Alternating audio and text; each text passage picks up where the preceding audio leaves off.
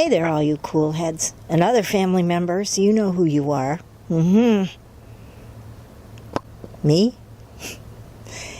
Anyway, kind of been missing y'all because I haven't posted for a while.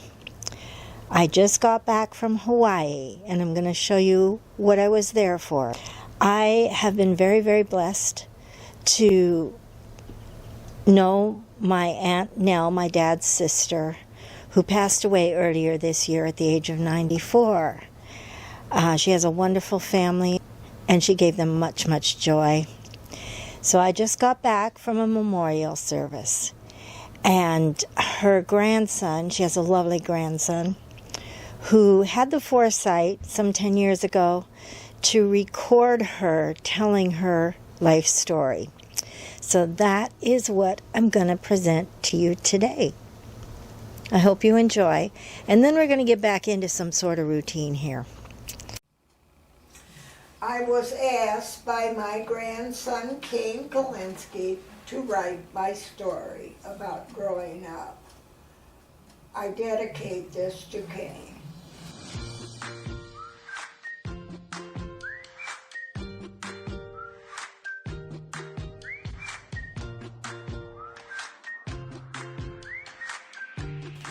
The year was 1934.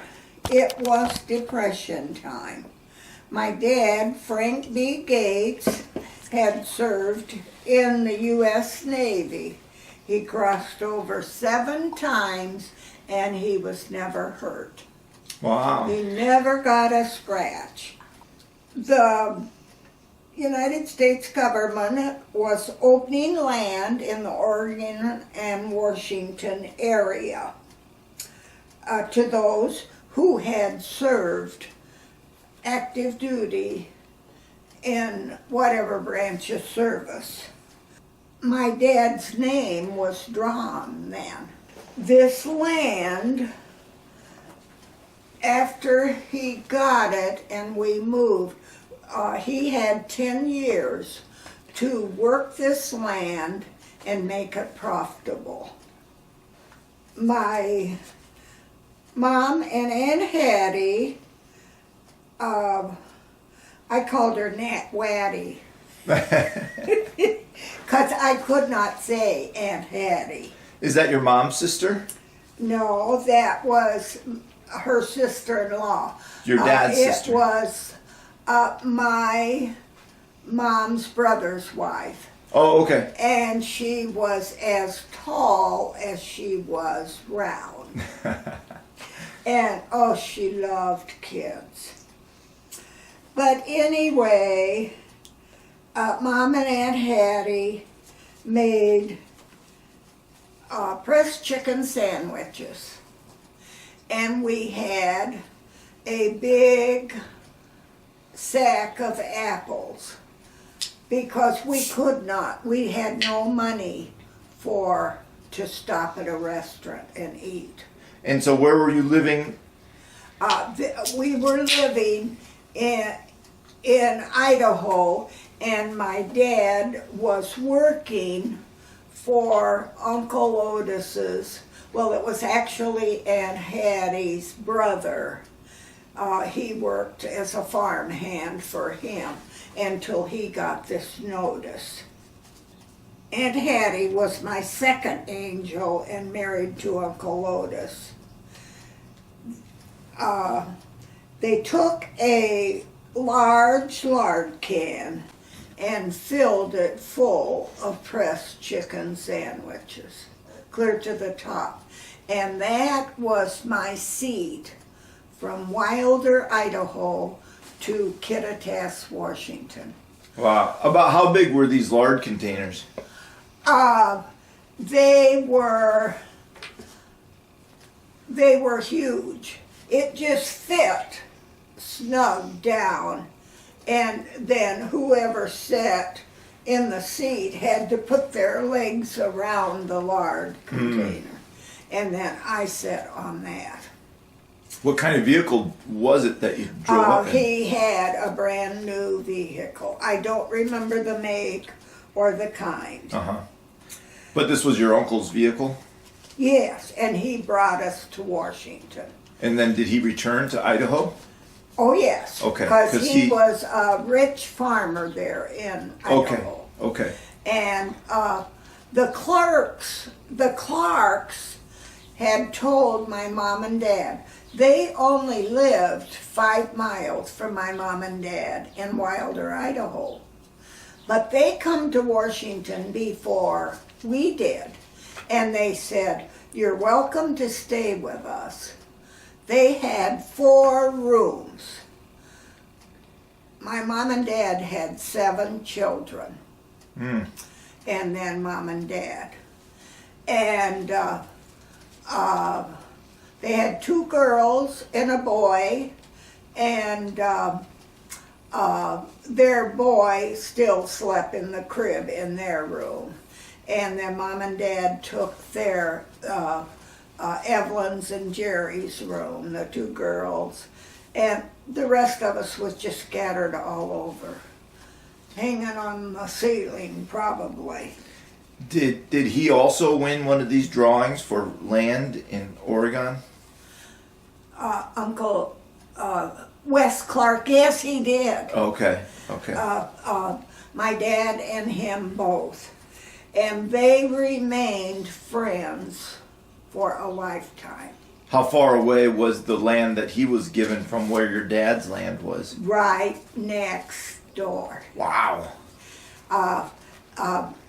Wes's land come right up next to Dad's land.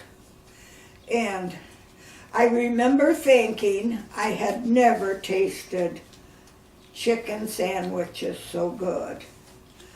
So started our journey west to Wes and Vina Clark's. We had very cold winters there with lots of snow, and the wind blew ferociously. Wes and Frank Montgomery, who had the farm next to Wes and Vina's, put up a shell of a house for us.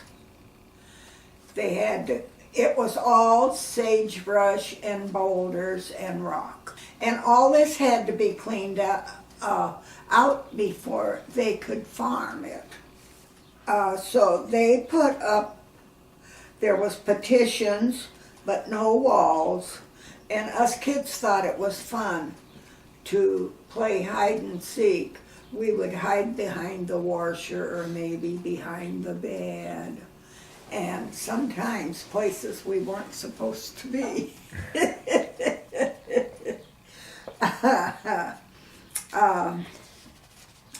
But then, when it got warmer, my dad moved the livestock. He let Uncle Otis let him keep our livestock. We had 2 teams of working horses and a cow. I think they killed all the chickens when when we decided to go to Washington.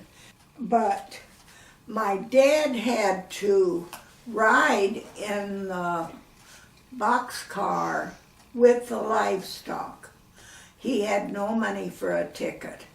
And he was going by this little town, and kids playing along the railroad tracks threw rocks at him and hit him. It just missed his brain.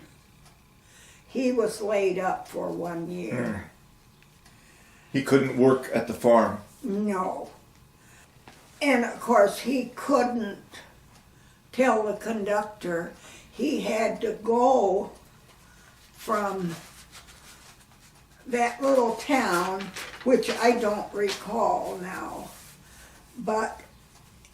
and he didn't have any of his wounds treated.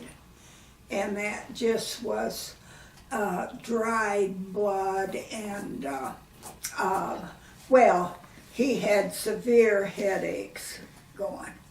But you know, that livestock must have known about that was my dad in there sleeping. He slept with them and everything.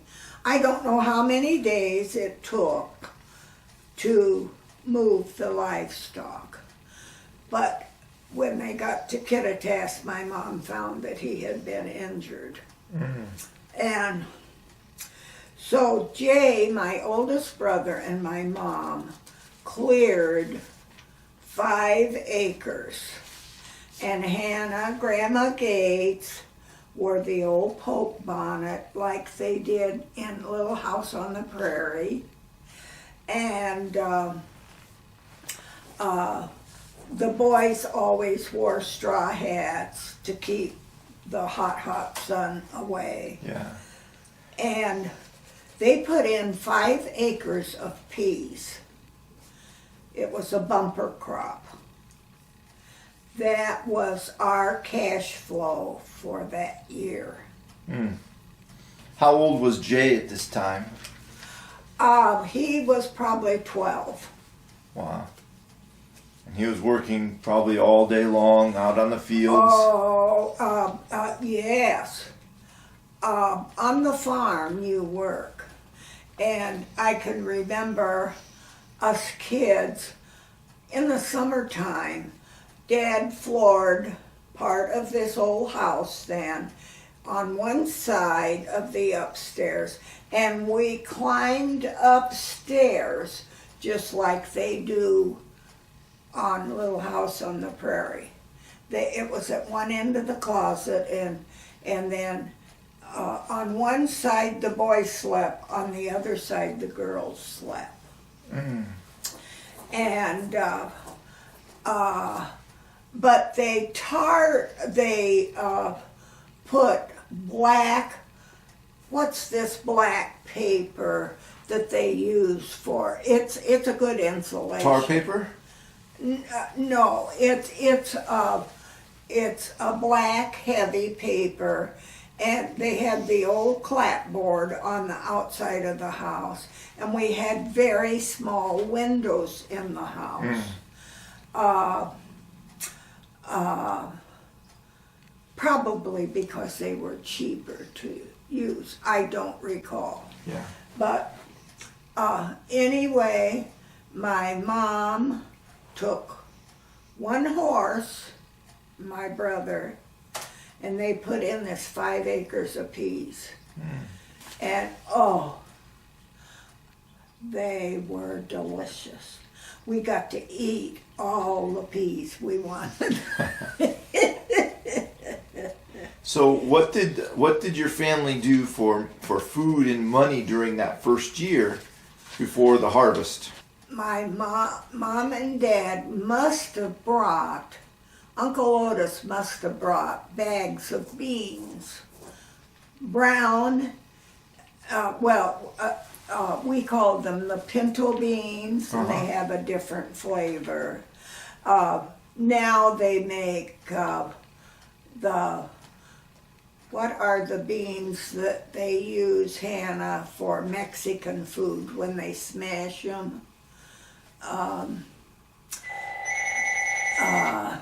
not going to answer that. Uncle Otis gave you some bags of beans to kind of get you through?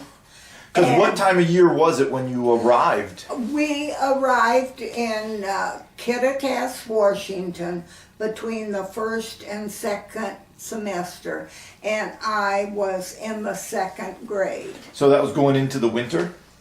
It was in the middle of the winter. Okay. Yes. So, well, yeah, because December 21st is the first day of winter. Yeah. And there was all 8 grades was in the what we called the town hall. Yeah, It your had school and the about town hall was the same. 3, and we had a big round stove in the center, and then radiators, not in every room, but I think our room had radiators. And Mom and Dad didn't take us kids down to school and introduce us. The Clark girls did. And I went in and I was very shy.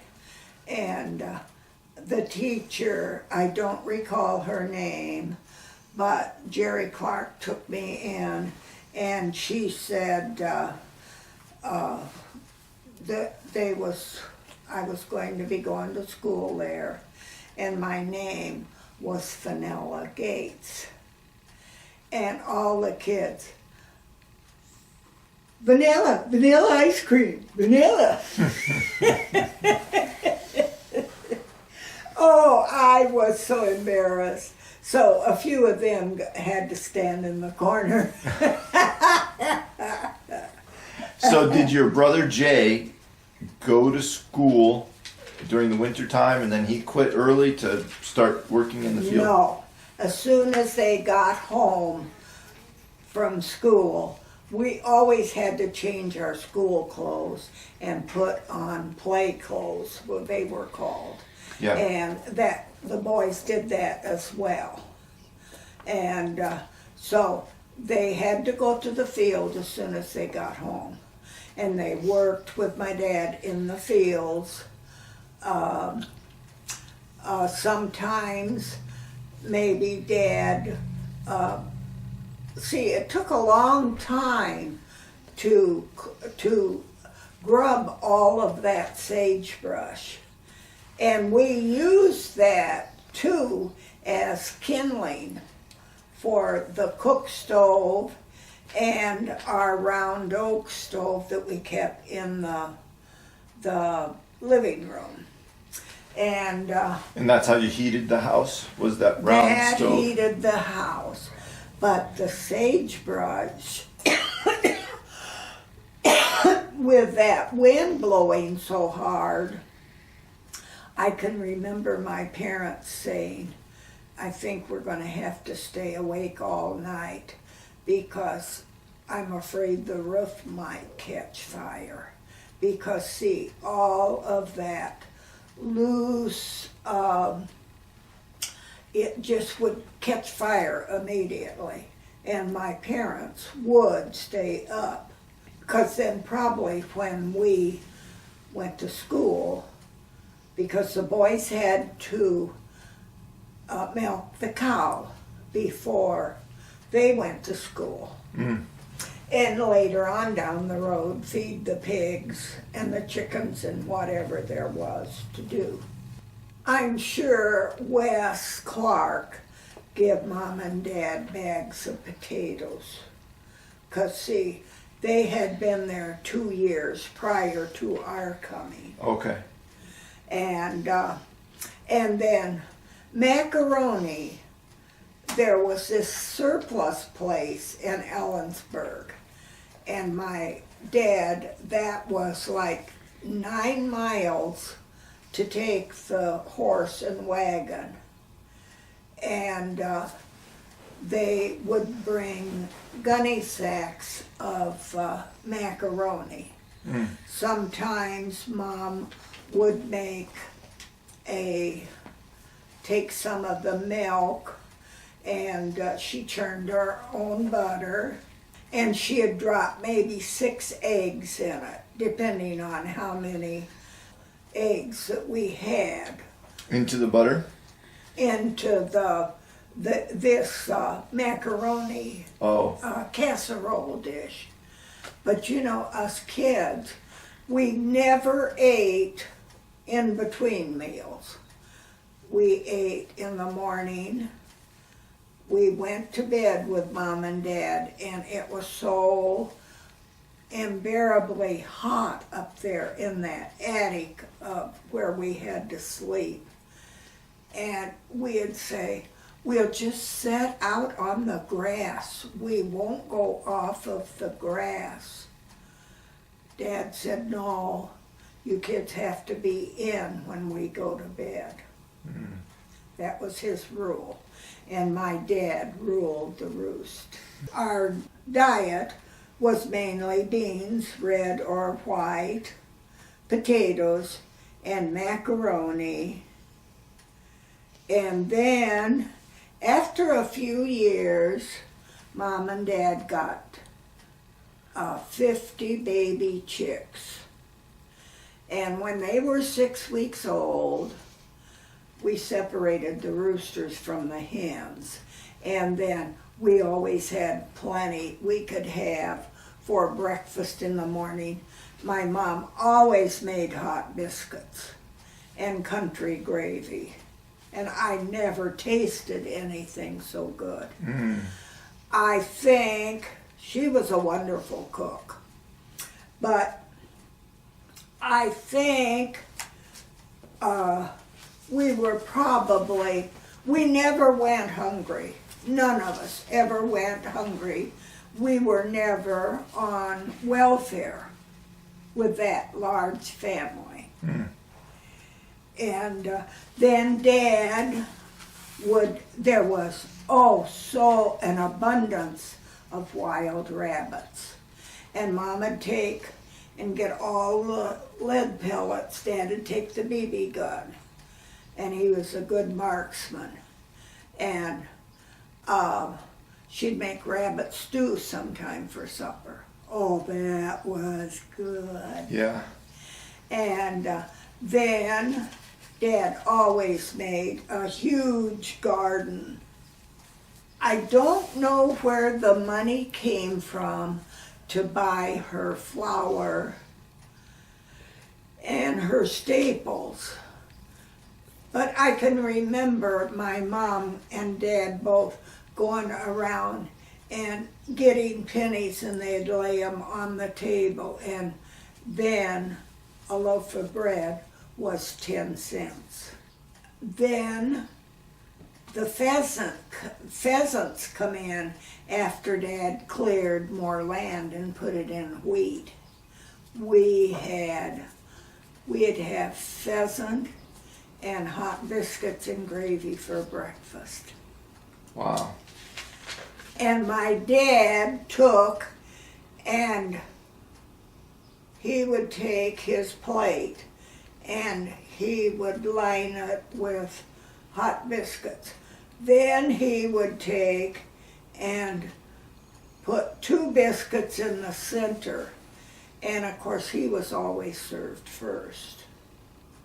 That made me mad. But my mom always put him first. And that pheasant, oh, it was good. Was that particularly a breakfast food, not so much for other meals? Oh, we had it sometimes for supper also. Okay. And then after Mom and Dad got the 50 chickens, first they got 25, then they got 50. And he made a huge garden. My dad just believed in a lot of garden. And we put in a strawberry patch, and they were called Everbearer strawberries. From early spring until frost, we had strawberries. And my mom always made 12 loaves of bread every other day. And she had a galvanized pan. I'll bet it was that big around. It took up her whole one side of her counter space. And first she used a potato starter. Then as times got better, she bought yeast, and that made the bread lighter. But we were allowed to take 1 loaf of bread when we walked home from school in the wintertime or in school time. And she had 3 pans that were about this long. And just imagine, she never burned that bread. She knew how much wood to put in that stove to get the oven just the right temperature. And when that wind was blowing and it was snowing and we had come home half froze, our loaf of bread was waiting for us. And we'd get the big bowl of butter and homemade butter, and we didn't bother to cut the bread. We just broke it off in chunks. And, oh, that was like eating candy. But I wondered how they got the money to get the flour, and because later on I could see them having some money because then they would harvest the crops. Like Luke said, we lived very frugally.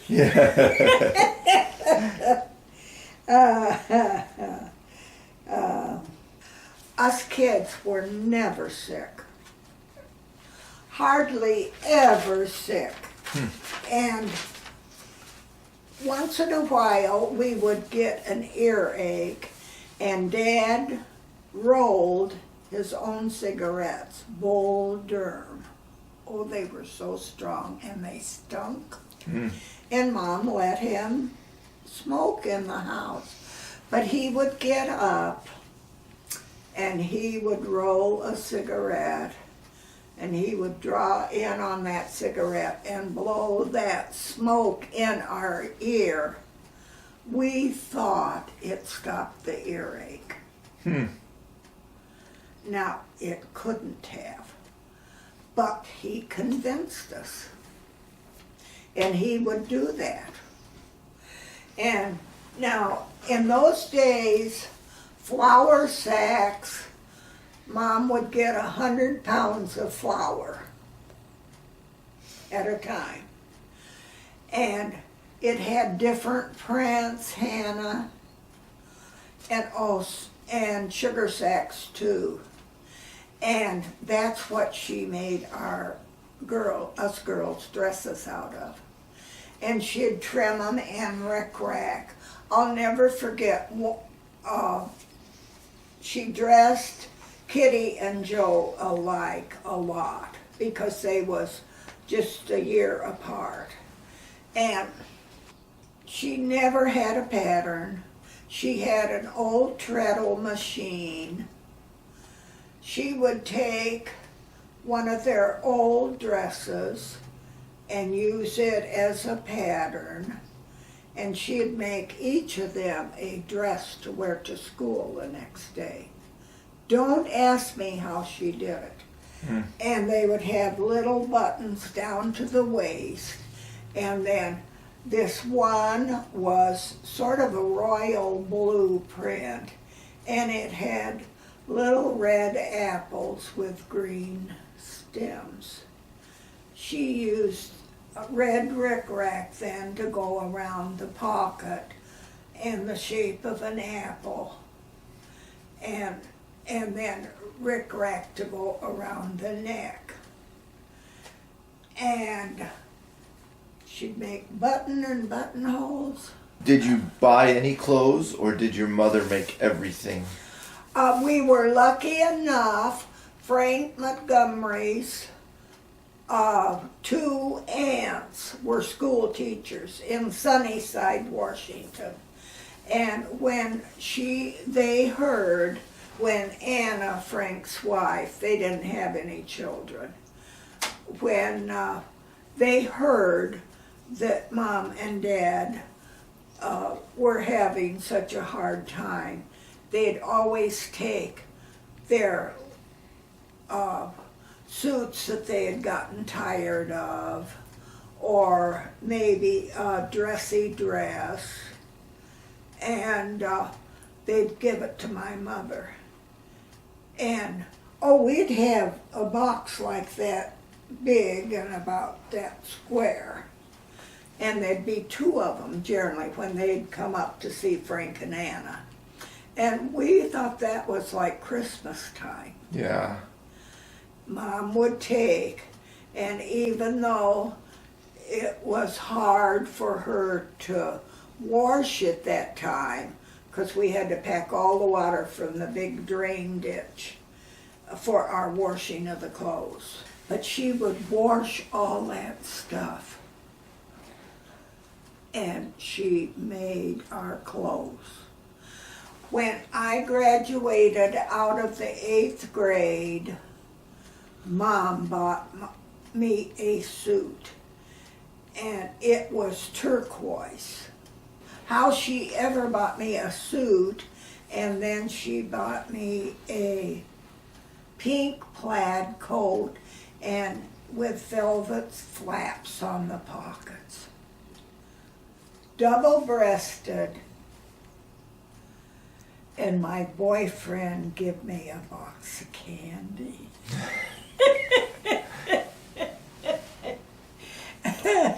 What did you use the nice suit for then? Would you use it to go to 9th grade? Well, if we, I don't really remember, but whenever there was an occasion to dress up. Okay. And sometimes we got to go to Grange with our parents. And I probably wore it then. Because, see, when we got out of school, if the soles on our shoes, if they were worn out, we had to go to, we went to the garden and hoed garden barefooted. We went everywhere barefooted. We could not go to church because I would not go without shoes. And my parents were too poor to get me another pair of shoes. And this one time I remember it was pretty close to the time that the school year was ready to start. And my shoes came from Montgomery Ward's. She'd order all the shoes. They'd take a ruler, and my dad would measure our feet, and that's how we chose our shoes growing up. And my toes come to the end, and it hurt. And my mom said, "Vanilla, honey, those shoes are too small." I said, "Oh, I love them, and I've never had a pair of baby dolls, and they feel good." I about wrecked my feet in those shoes that school year. Yeah. You wore them the whole school year?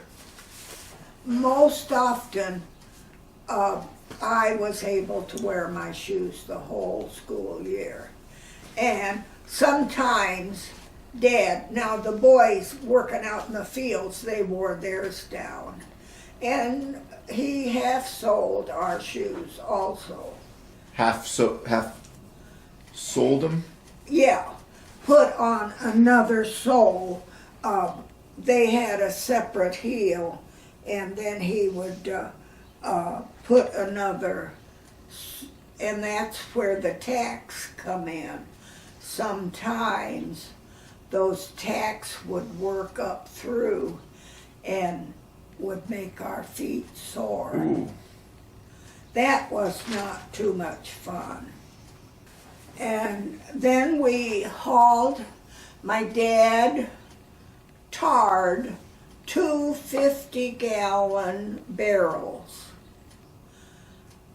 with old black tar and made sure that it was good and dry. And we had this spring down over the hill, and he made a cart, and the horses pulled those 2 barrels. We had to go every other day to get drinking water from the spring. But that was the best water. And being depression time, sometimes there would be fellows down there laying, sleeping where we had to walk past. And it kind of scared us kids, but my dad was generally always with my brothers. And he said, we're just here to get some water. We don't want to disturb you. And another time, a fellow come up over the hill, the Vantage Highway it was called. And it connected, from Ellensburg, we went to Spokane, Washington. This Vantage road took us. And so us kids were playing around the house, and it was hotter than Hades. And here come my dad with this fellow. And he hadn't shaved, he hadn't bathed, and my dad give him a bar of soap. And an old towel was really threadbare. And he said, Bess, he's hungry. Give him some,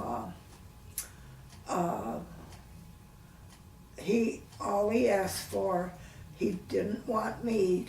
All he asked for was some bread and butter and a glass of milk. And then he went on.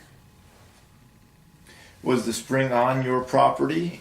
No, it was on Mr. Clerk's property, but he gave my dad permission to use that. And he also gave my dad permission to go to the foothills all the time that Mom and Dad had that farm. They hauled logs. We was only 10 miles from the foothills. And Mr. Clerk said, I don't want you to take the good lumber out, but if you lock the gates, you can have it for your cooking and your heating. And all the time that my parents had that farm, Mr. Clerk let them do that.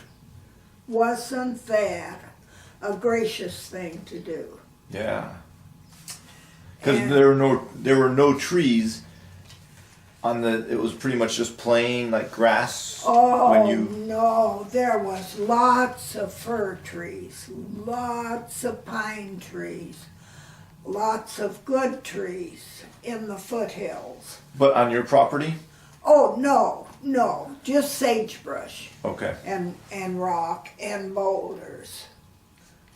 But there, again, the boys would have to go with my dad. He'd always take one of them. And he'd have a chain that they would hoist the logs up on the bed of the trailer. And I can remember my mom, if it was in the fall of the year and getting cold, and she'd say, oh, it's going to be dark. I wish Frank would hurry up and get home. I don't like him out with one of you kids after dark. But sometimes it took longer to get the wood than other times. And because there were no lights, you didn't have flashlights. At that time, we had no electricity. Down the road, we did get electric, and we got a well dug. Oh, okay. Those two things, when we got those two things, oh, it was such a great time. Because I have a lamp, and it was converted to electric, and I'll show it to you sometime, Caine. Okay. It has the globe, and then it's wired for electric now. And Was it an oil lamp before? it was a oil lamp, and that's what we did around the dining room table. We did our schoolwork. Okay. And now, like when your dad was out getting wood or working after dark, did he have a lantern that he could take with him, or? He very seldom did after they got electricity, yes. Because see, he had 3 big, tall electric lights Okay. up around the barnyard. And we had a big straw barn that we always milked the cows in. You talked a little bit about your parents. Can you go over your parents' names and if you remember their grandparents and then the order of the children that they had? My mother's was a Vance, and in those days they had large families. And of course my dad's name was Gates, and they married. George Melvin was the oldest. Then there was Anna Marnita, and then there was my brother that is coming in September. He has an initial name. His name is FB Gates. Where did those initials come from? On the Gates side of the family, there are a lot of initial names. We had a cousin, JL, and a cousin, GW, and there's another one, but I don't remember that. But they were prominent on the Gates side, just initial names. And, then there was me, then there was me, then there was Shorty. What was Shorty's real name? Verlin Lee. And then there was Betty Bernadine and Joe J-O, and then capital A-N-N. And then my dad wanted to name Kitty when she was born. Kitty. And my mother said, I will not tack Kitty onto a child. She'll get teased too much. And so she liked the name Lou Jean, and her name is Lou Jean, Aunt Kitty. Okay, but she always went by Kitty. For the family, yes. Okay. And, but her husband was always Lou Jean. Okay. Yeah. He met her, and she was working at her his parents' restaurant, and he was working there too. Mom and Dad loved the farm, but sometimes us kids through the summer, we got very tired of never getting to go anywhere. And in those days, we either walked. My dad generally had some old rattle-trap car, but that didn't work half the time. And I mean, a lot of the people were like that. And if he got the time to tinker with it, he could generally get it going, you know. And now we used to get to go across the hill, and there was this big drain ditch, and that carried all the farmers' water, and the man that turned the amount of water that the farmer wanted on he was called the ditch rider. How did he turn the water on? There was a gauge at every farm. And then Dad had to make a little tiny ditch, which he did. And his farm sort of went in the shape of a U. And it was a little on the hilly side. And so it worked out good. And so that he would use that ditch to irrigate the crops. The crops. Yes.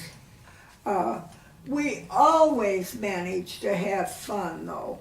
And in those days, Hannah, we made our own fun. Like, we would make mud pies, and we had to use the catalog in the outside john. But once in a while, Mom would let us cut out paper dolls. And oh, we loved that. We thought that was so much fun. And the boys, when they got some time, they made their own walking stills. And how did they work? They are a 2x4, and some of them was like, it seems like about 4 foot high. And then the boys would saw off a wedge and nail it on. Then they would get up by the front of the house, and they would put their right foot up on this one, and then away they would go. And they had a piece of leather over them too. They'd walk all over in them. Wow. They were called stilts. My mom and dad, they joined the Grange then. And then The Grange? it was called Grange, Grange. And they have granges in Ohio all over the farm communities. And you get together and you talk over how you should rotate your crops to get the best yield out of them and things like that. And Mom belonged to it was called auxiliary. And the auxiliary would put on chicken dinners. Then they would have square dances afterwards. Okay. And they made quite a bit of money doing that. Did the kids get to participate in those dinners and square dances too? That was the whole family would go there. Kittitas had a grocery store, 3 taverns, a post office. Now my sister, Sis, she used to work for Mr. Cahill, who ran the post office. Okay. Which sister was Sis? Anna Okay. Marnita. Okay. She's the one that died of cancer, Caine. Okay. When we got out of high school, us older kids had to move on. I wanted so to stay on the farm and help my mom. Her and I got along good together. My sister and her husband lived in Tacoma, Washington, and Sis says, come over and stay with us, because I was going to business school. I had saved up some money. Did you have a job while you were in high school? Yes. Okay. And, anyway, I didn't graduate from business school because my money ran out and I had no funds. I met the kid's father at a dance that me and my girlfriend went to, and we decided to get married. And that's how come I came to Toledo, Ohio. He was in the Army and he was stationed Yes, out west? at Fort Lewis, Washington. At Fort Lewis, okay. He neither drank nor smoked. All of the children, grandchildren, and great-grandchildren live in the Toledo area. How lucky I feel I am. This is home to me now, but I still love going back and seeing my one brother and two sisters. They will be here in September, I think, 2011. And this is my story. I've always lived during a war. Ever since I was born, there have been wars, Caine. My, how I wish and pray for peace. My nephew Adam and his wife Miranda gave our family 3 beautiful boys. Adam was in the Navy submarine. He served 10 years. They were blessed with a little girl March 27th. Her organs were not fully developed. She is still in Mott's Ann Arbor Children's Hospital. We still pray for her health and well-being. The doctors are very wonderful with her and have great hope for her. The rest of our family are all well. God, keep little Grace in your prayers so she can come home and be with Miranda, Adam, and the boys. This disease, CDH, affects only little girls in the family. Very little is known about it. They say she can catch up in 5 years. It has been a battle, and we all pray for a full recovery.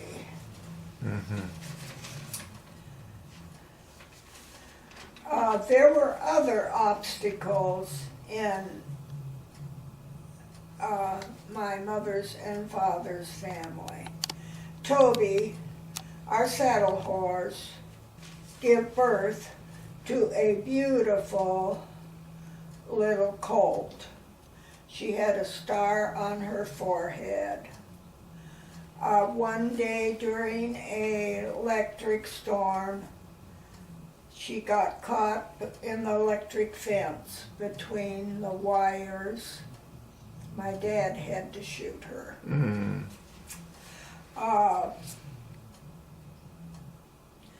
It was a great blow to all of us. My sister Bernie had 3 children. One morning after her husband had gone to work, she took his rifle and shot herself and killed herself. My brother Shorty was killed on Halloween night. I don't think my dad ever recovered from this, and he sold the farm and moved to Oregon. I was asked by my grandson Caine Kolinsky to write my story about growing up. I dedicate this to Caine. May God bless you, Caine. He is a science teacher at Clay High School. Him and Sherry have 4 wonderful children. There are 1 brother and 2 sisters and myself left in my family. I will be anxious to see them in September. My dad was killed in 1962 in an automobile accident. My mother lived to be 91. She was our shining angel. My sister Sis died of cancer in 1973. I am 83 years young, and this is my story. I have 7 grandchildren, 10 great-grandchildren. How lucky I am. And that is my story.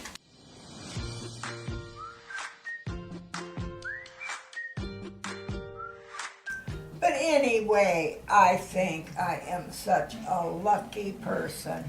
And oh, I did forget to mention that I had 3 alcoholic children who now attend AA, and I did have it in there, but I was trying to not make this sound like I was reading it from a book, you know.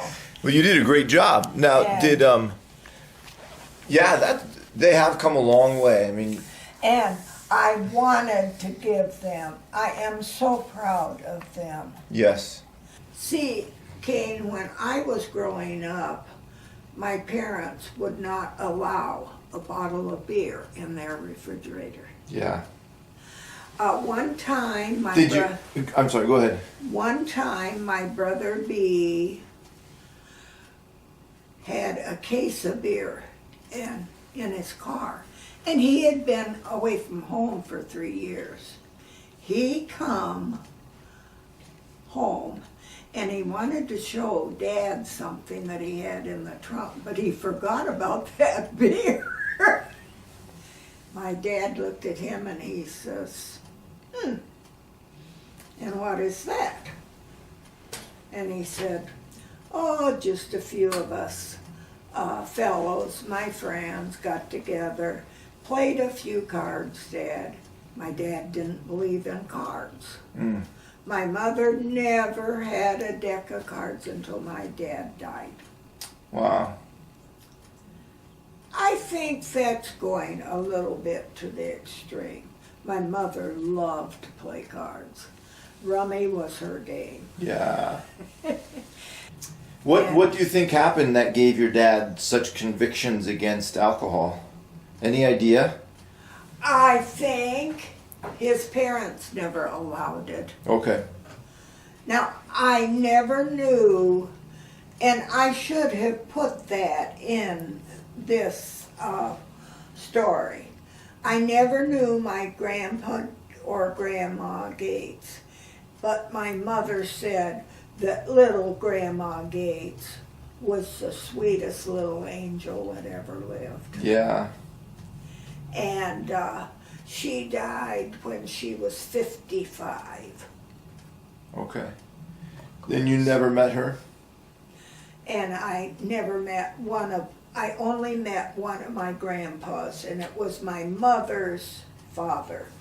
And he wasn't a grandpa like Jim is. You know, he puts the kids on his lap and does things with them.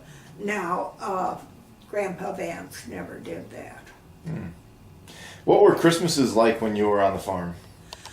Christmases were beautiful because Mr. Clerf let Dad cut down a live tree, and he'd have that on top of this big thing of logs and bring it home. Okay. And he made his own stand. We didn't have money to buy a stand. Sure. And he made his own stand.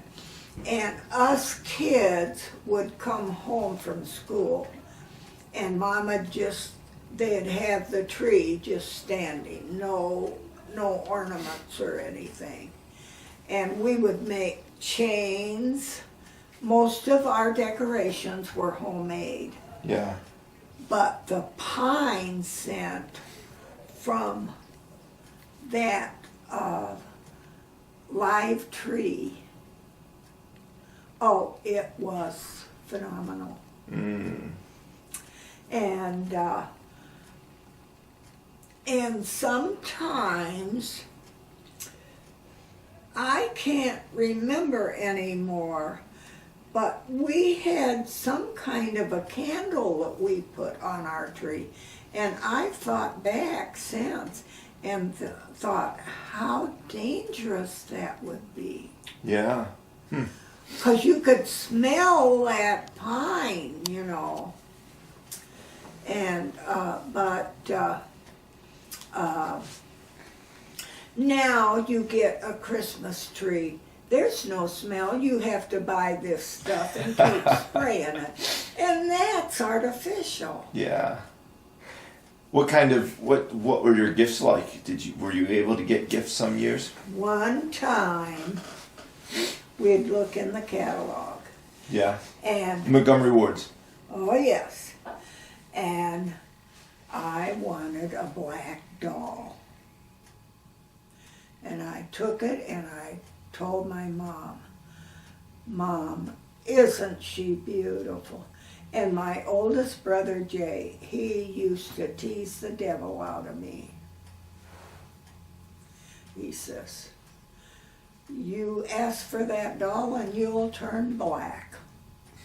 I'll never forget that. And then I also wanted a birthstone ring. And of course, they were fake, you know. Okay. But oh, I thought when I got that ring. Well, I didn't get the doll. I didn't want to turn black. And then, oh, we would pop popcorn in later years. And Mom would let us use enough thread. And that looked so pretty around that tree. Yeah. I think back, and at Christmas time, we got to go to the movie theater. The only time we got to go to the movie theater, I should have put that in that story. Uh-huh. We had an orange in there, and those nuts, and then we had some hard candy. That was a highlight for us, you know, Yeah. over the Christmas holiday. And my dad used to always say, when we sit down to the table, you can eat what you want, but there will be no waste at this table. So if you put it on your plate, it had to be eaten. And he said, if you think I'm kidding, you'll find it up in the cupboard and you'll eat that for your next meal. But Mom never made us do that.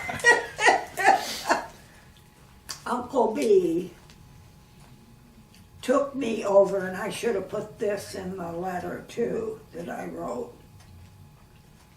He said, the last time that we had a family reunion, he said, Nell, have you ever gone back to the old farm? I said, no. And he said, would you like to go? And we was on our way to Kitty's house in Idaho. Mm-hmm. Caine, Dad had made a cow barn, they called it. And he made it out of willows. And then he crammed straw down into it. On one side, Ginger and her colt stayed in there. And then we milked the cows in the other part. Okay. And Caine, that was like an insulated building. Yeah. And was it when you went back there? Was any of that still standing? The tin barn was gone. The willow barn was gone. The great big chicken coop that Mom, I had to go out there and clean drop boards. You know what a drop board is, Hannah? Well, at night the chickens get up and roost on this. It's up off of the floor is what it is. And then if they have to go potty during the night, they put their droppings down. And then we had this long shovel-like thing, and we had to go in there and scrape all that down and throw it up over the hill. Yeah. Is that what you did with most of your garbage? Burned it or threw it over the hill? We never had much garbage. Yeah. Well, we after we had pigs, the pigs took all the garbage. Yeah. And then we always had a dog, but the cats we never house fed. We just let them Hunt for themselves? Yeah. And so you would use the pigs for meat sometimes and the... Oh, all the time. Yeah. Oh, gosh. My dad could make the best sausage. He put garlic and sage in it. But one year, and I can hear my mom saying, Frank Gates, don't put no more garlic in there. In the fall of the year before it got, I don't think I mentioned in here either, this friend would let Mom and Dad take his truck to the Yakima Valley to get fruit. Did I mention that? No, you didn't mention that. I got ahead of myself. My dad always helped my mom can the fruit for winter. Yeah, you'd get the fruit fresh in the fall and then can it and keep it all winter. And if it was 3 o'clock in the morning when they got done with the last batch of peaches or whatever they was doing, Mom had to mop that floor. And us kids got up the next morning and it was just as clean.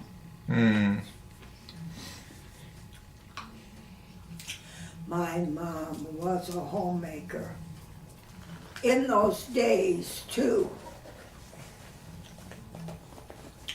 we would have like a lot of one-pot meals. Where everything goes... Like a big, big pot of beans. Okay. And if you didn't like beans, you was out. Because you'd be eating it for a couple days? We cleaned up the pot.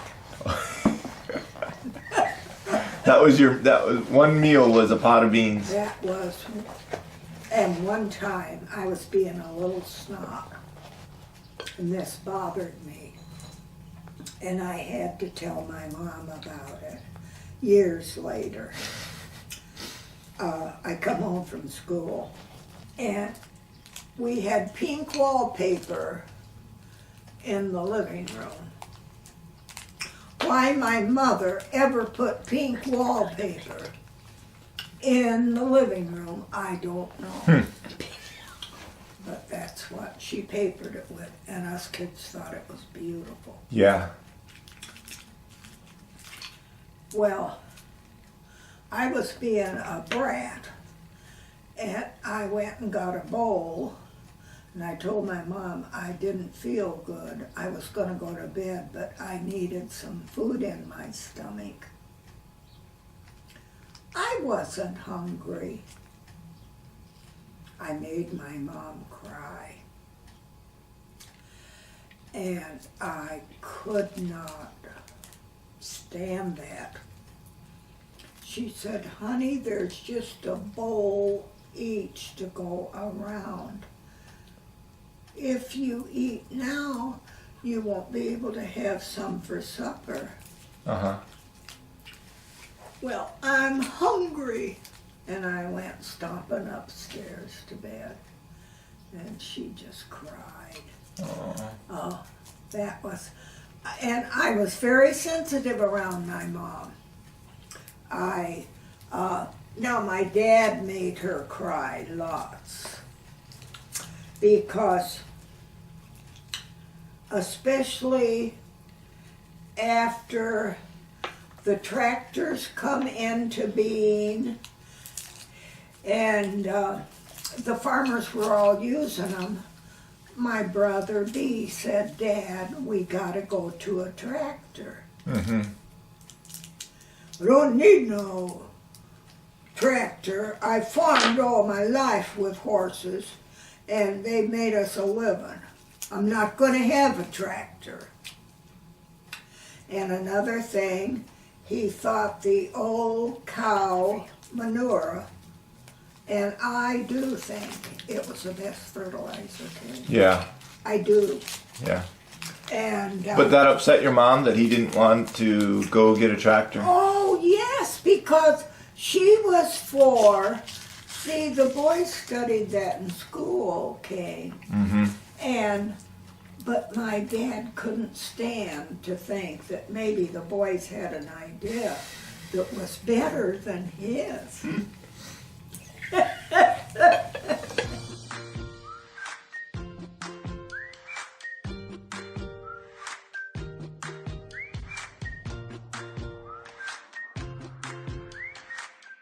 So whether it's the story of the Gates family or social political commentary, one thing never changes at Coffee and Weeds. Cool heads prevail.